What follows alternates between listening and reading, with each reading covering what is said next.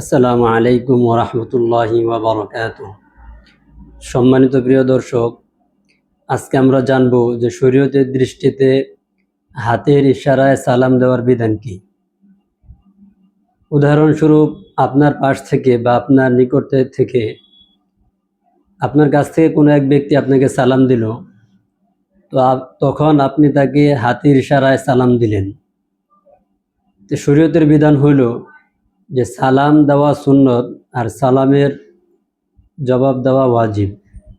এই কারণে সালামের জবাব আপনাকে মুখেই দিতে হবে। যদি হাত দ্বারা ইশারা করেন তাহলে সালামের জবাব দেওয়া হবে না। হ্যাঁ, যদি আপনি সালামের উত্তর দিলেন এরপরেও সে কোনো কারণে শুনে নাই, তাহলে সেক্ষেত্রে মুখে উচ্চারণের পাশাপাশি আপনি হাতকে ইশারা করতে পারেন, কিন্তু শুধুমাত্র হাত দ্বারা ইশারা করাকেই সালামের জবাব দেওয়াটা এটা কখনোই সমীচীন নয়।